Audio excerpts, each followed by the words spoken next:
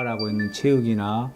국정 홍보라든지 미디어 정책 이런 데 있어 가지고 어떻게 보면 교수 때 몰랐던 새로운 어떤 영역을 많이 알게 됐다는 것이 가장 큰 소득 중의 소득이고, 그 다음에 이제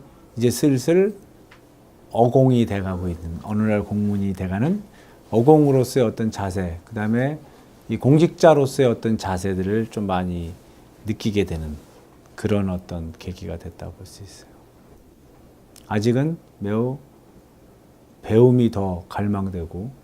그 다음에 많은 사람을 더 만날 수 있고, 그래서 굉장히 내 일에 대해서 더 많은 어떤 책임감을 느끼고 있다는 그런 느낌을 많이 받고 있습니다. 가장 보람된 일은 내가 처음 취임하고 거의 한 달 정도밖에 안 될 때 브라질에서 U20 그 청소년 축구 대회를 2017년에 국내에서 유치해 온 거. 36시간 동안 비행기를 타고 가가지고 그런 성과를 올린 거에 대해서는 굉장히 뿌듯한 자긍심도 생기고, 그 다음에 이제 지난 7월에 대통령께서 지시한 체육개혁, 그 다음에 우리 사회 비정상적인 관행이나 기득권을 놓고 정상화시키려고 하는 그런 국정과제의 일환으로서 체육개혁을 실시했는데, 2099개의 체육단체들을 갖다가 감사한 그 결과 지난 15일 날 발표함으로써 이제 앞으로 체육도 새롭게 나아가는 어떤 한 해 출발선에 있다는,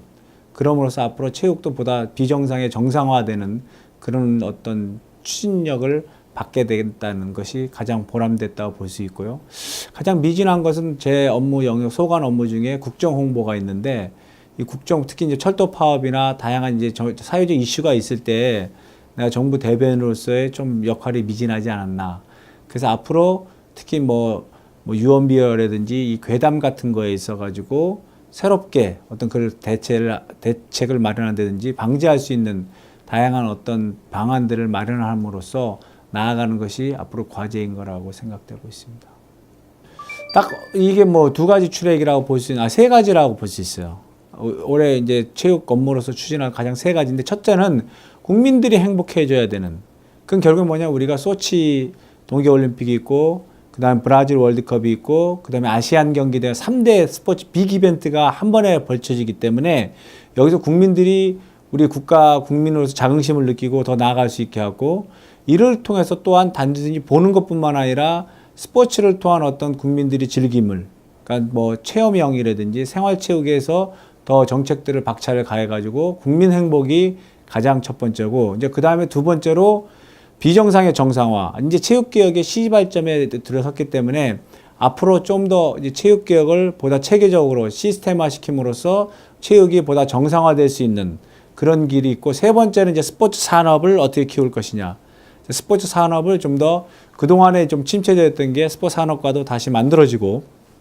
인원이 보강됐기 때문에 이제 올해부터가 진짜 스포츠 산업 발전의 원년으로 삼아가지고 우리 스포츠 산업체들이 보다 많은 일자리를 창출하고 비즈니스 영역을 확대되는 그런 어떤 세 가지의 체육 정책에 초점이 맞춰진다고 볼 수 있습니다.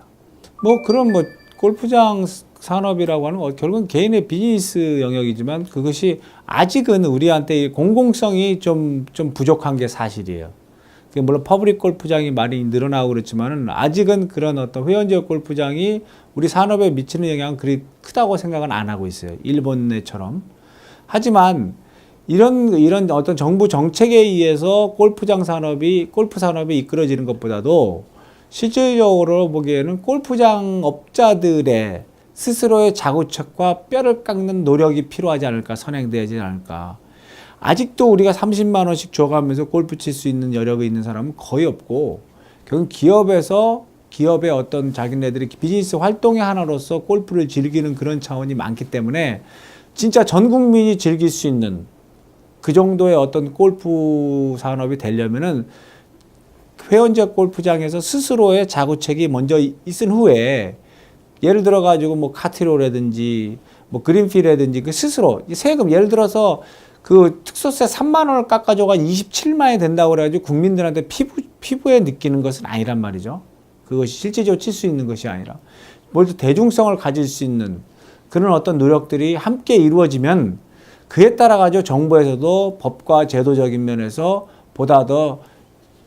신축적으로 정책을 정책 대안을 마련해서 지원해 줄 그런 계획인 것입니다.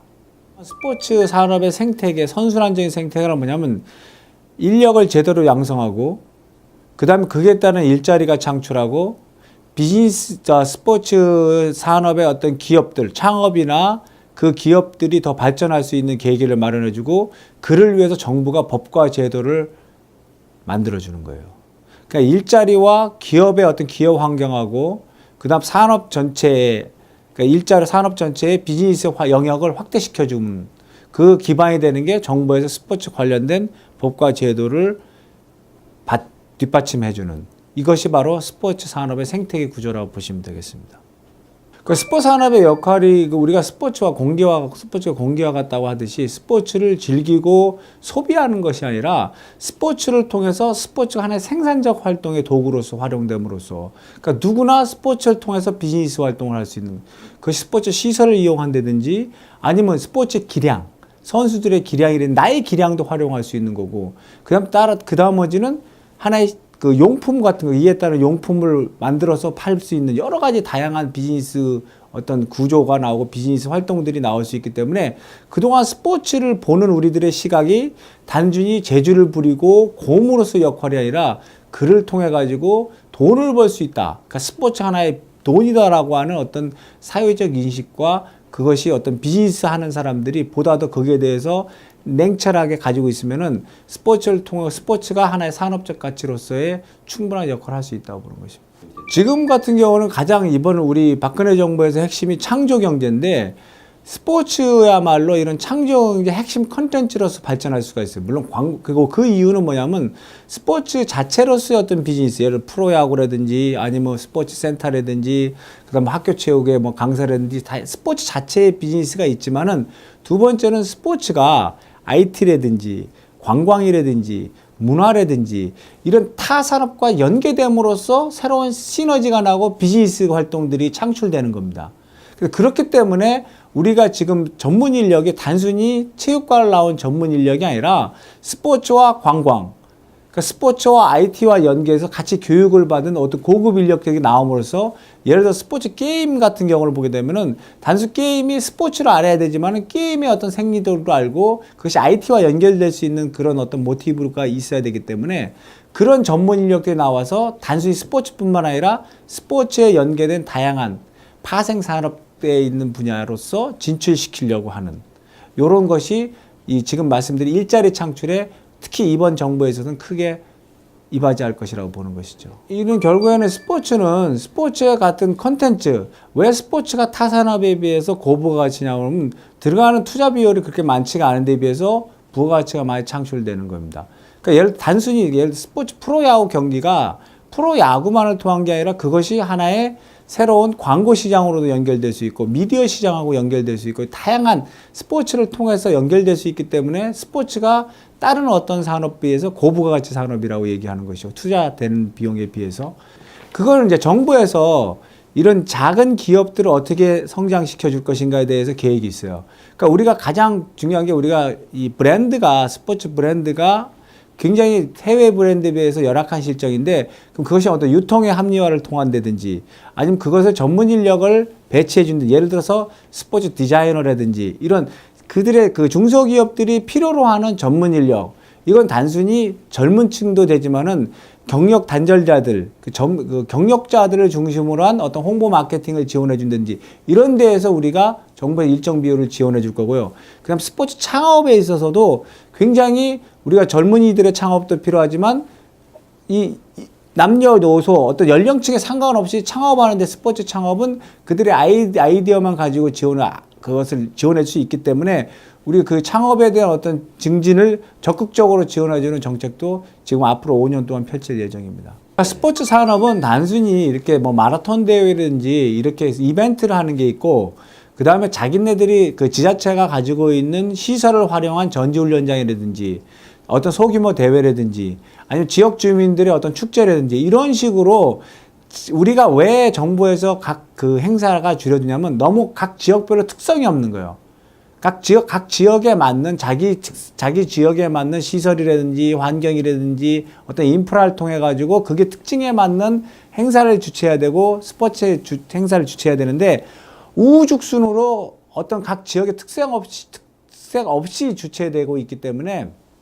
그런 거에 대해서 제어를 하는 거라고 볼 수 있고, 만약에 각각의 지역에 맞는 시설에 맞는 어떤 환경에 맞는 어떤 축제, 스포츠 관련된 행사를 한다든지 뭐 전지훈련장을 유치하는데 이런 데 있어서는 충분히 그건 할 수 있는 그런 여건이 됐다고 볼 수 있습니다. 사회적 기업 같은 경우는 국가대표 출신들이 모인 어떤 협동조합을 만들어 가지고 그들 나름대로 비즈니스를 하는 거예요. 임춘혜 선수가 뭐 도시락을 만들어 가지고 가듯이 그런 거에 대해서는 우리가 적극적으로 지원해 줄 자세가 있어요. 왜냐하면 우리가 스포츠인들이 좀 더 나아게 가기 위해서는 은퇴 후의 프로그램, 그러니까 그들이 스포츠를 통한 지속적으로 은퇴 후에 비즈니스 활동하고 경제 활동을 함으로써 건강한 사회가 되기 때문에 단순히 스포츠인이 은퇴 후에 별 다른 활동을 하는 것보다 스포츠 하는 사람들이 지금 얘기한 평창 같은 데서든지 동계 스포츠대로 하계대로 뭐 스포츠 아카데미를 한다든지 아니면 우리가 올해 실시하는 공공 스포츠 클럽이라는 데가 있어요. 공공 스포츠 클럽에서 취업을 해가지고 그 자기의 어떤 재능을 가지고 비즈니스를 한다든지 이런 어떤 스포츠를 통한 어떤 사회적 기업이나 스포츠를 통한 경제 활동에 대한 어떤 지원을 앞으로 더 확대해 나갈 예정입니다. 가장 중요한 것이 우리가 스포츠 산업에서 핵심적인 분야는 프로스포츠예요. 프로스포츠 비즈니스 활동을 좀 더 유연하게 해주고 거기에 따른 다양한 어떤 일자리가 많이 나오게 해줘야 돼요. 예를 들어서 스포츠 에이전트 제도를 도입한다든지 아니면 스포츠 시설을 관리하는 데 있어가지고 민간 위탁을 하게 한다든지 이런 기본적으로 우리나라 스포츠 산업의 거의 50% 이상을 차지하고는 프로스포츠 통해서 여기서 파생되는 다양한 비즈니스를 나오는 거에 대해서 우리가 적극적으로 정부에서 지원해 주려고 하고 있고 법과 제도를 통해 가지고 특히 이제 스포츠 산업의 핵심적인 주체는 지자체들이에요. 지방자치단체들이기 때문에 이 지자체들이 스포츠 산업을 보다 활성화할 수 있는 그런 어떤 스포츠 산업 진흥법을 개정해 준다든지 이럼으로써 스스로 스포츠 산업에 대해서 지자체에서 서로가 경쟁적으로 투자할 수 있는 그런 여건을 마련해 주는 것이 가장 시급한 문제라고 볼 수 있습니다.